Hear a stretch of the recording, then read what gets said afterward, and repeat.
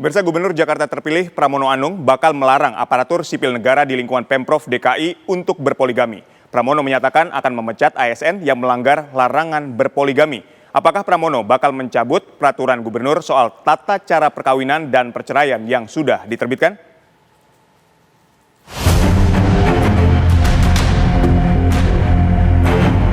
Polemik aturan poligami di lingkungan pemerintah Provinsi Jakarta kembali bergulir. Gubernur terpilih Jakarta Pramono Anung menegaskan komitmennya terhadap monogami sekaligus menolak poligami di lingkungan ASN Jakarta. Pramono tak segan bakal memecat ASN yang melanggar aturan larangan poligami di era kepemimpinannya di Jakarta. Ya, saya penganut monogami dan saya sengaja dalam acara dalam suatu komunitas yang dominan kan tadi para pria. Saya sengaja menyampaikan bahwa saya penganut monogami tulen. Bagi ASN di Jakarta selama saya menjabat, pasti tidak saya izinkan. Kurang jelas. Pasti tidak saya izinkan. Ya Bang Dul juga nggak akan izinkan. Enggak jadi, Mas. Nanti ada sanksi. Ya nggak diizinkan. Kalau nggak diizinkan dilanggar kan dipecat. Dan saya akan merealisasikan dalam kehidupan sehari-hari di kantor Gubernur Jakarta. Kalau tempat lain monggo silakan aja. Ini bagi ASN. Sebelumnya, penjabat Gubernur Jakarta Teguh Setiabudi menerbitkan Pergub nomor 2 tahun 2025 yang mengatur tata cara perkawinan dan perceraian di lingkungan Pemprov DKI. Namun Teguh membantah Pergub tersebut untuk melanggengkan poligami.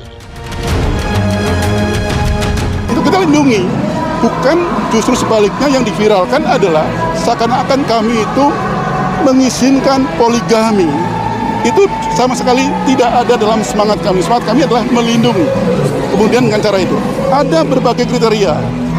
Ada dengan persetujuan pejabat berwenang. Itu ada itu berbagai hal yang harus kita lakukan. Ada persetujuan istri. Ada juga berbagai hal yang terkait dengan persetujuan istri. Banyak hal.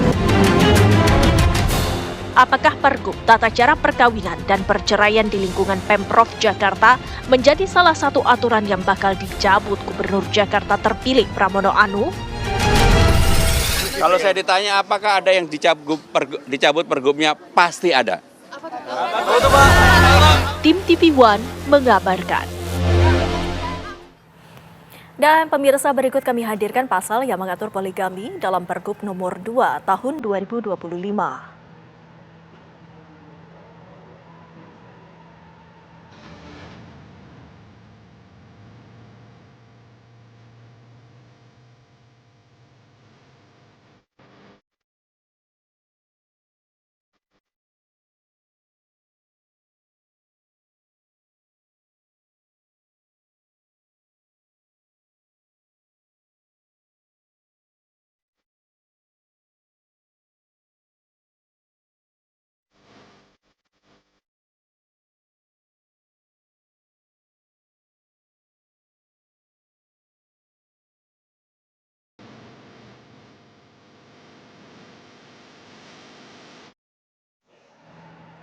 Pemirsa, pernyataan Gubernur Jakarta Pramono Anung yang akan mengeluarkan kebijakan larangan poligami di lingkungan ASN Jakarta menjadi sorotan. Pramono juga akan memecat ASN Jakarta yang nekat melakukan poligami. Akankah Pramono Anung mencabut Pergub nomor 2 tahun 2025 yang mengatur perkawinan dan perceraian di lingkungan Pemprov DKI?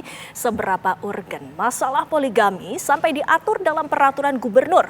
Kami akan membahasnya bersama sejumlah narasumber. Sudah bersama kami Wakil Sekjen Majelis Ulama Indonesia Muhammad Ziyad dan juga Komisioner Komnas Perempuan Alimatul Kipdia. Assalamualaikum Bapak Ibu, selamat petang. Terima kasih sudah hadir di studio. Langsung saja kita ini bahas ini masalah polemik.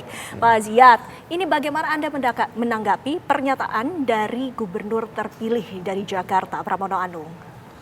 Apa yang disampaikan oleh Mas Pram lah, yang populer kita memanggilnya, ini kan bagian dari respon yang menjadi kegelisahan masyarakat terkait dengan banyaknya praktek, mohon maaf ini misalkan praktek poligami yang menyalahi dari prinsip-prinsip dari aturan dalam Islam. Sebagaimana yang disampaikan di dalam surat surat An-Nisa yang menggambarkan bahwa ada izin sesungguhnya di dalam Islam itu ada ayat yang tegas sekali, apa itu menikahlah fankihu ma tabalakum minan nisa masna wa sulah sawaruba. Tetapi kemudian kita jangan menangkap sampai di sini.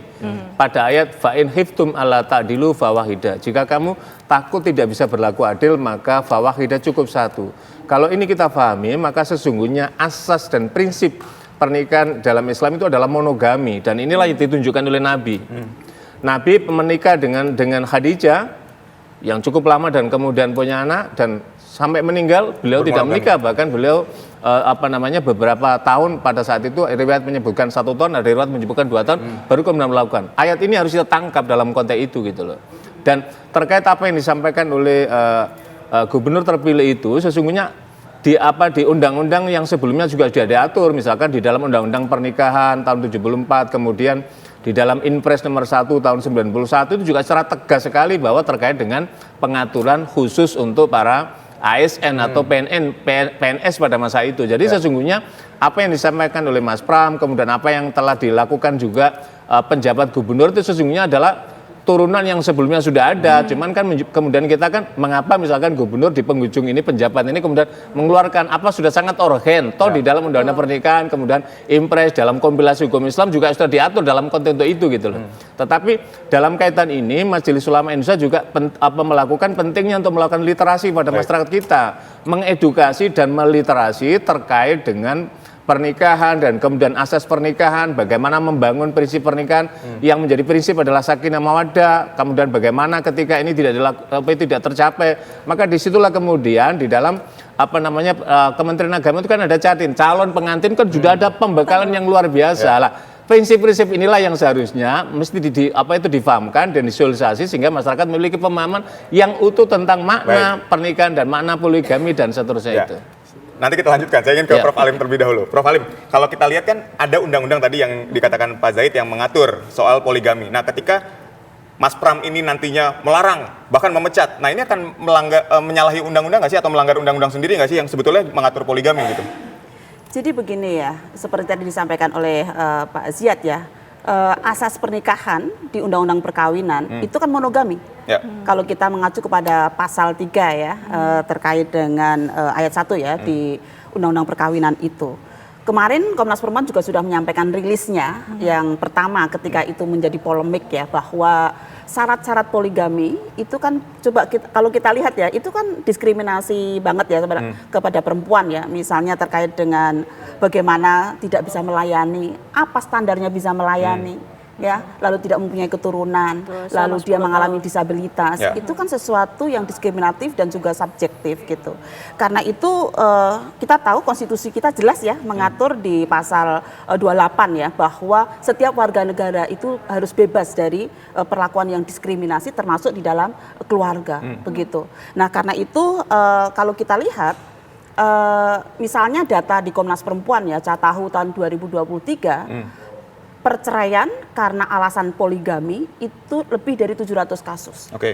Sehingga ini memang sesuatu yang penting ya untuk kita highlight kenapa ini hak-hak keluarga itu penting dikuatkan supaya kemudian mempunyai nilai-nilai egaliter dan juga hal-hal kemanusiaannya itu terpenuhi gitu. Nah selain itu kalau kita lihat ya di dalam undang-undang pernikahan itu sendiri ya, perkawinan itu memang itu sudah 50 tahun ya Mas ya. Jadi kayaknya memang perlu direview kembali deh gitu ya, termasuk syarat-syarat poligami yang ada di situ begitu. Dengan sudah 50 tahun ini peraturan, tapi ternyata masih menjadi polemik. Nanti dibahas lagi ya Bu, selepas jeda kami masih akan mendalami mengenai isu ini sesaat lagi.